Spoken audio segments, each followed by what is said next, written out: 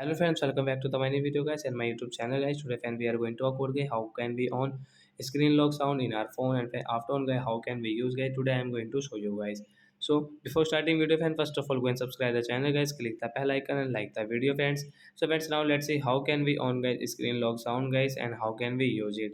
So open your phone setting guys to on your lock screen sound, then guys scroll it and click on your phone sound and vibration guys, tap here.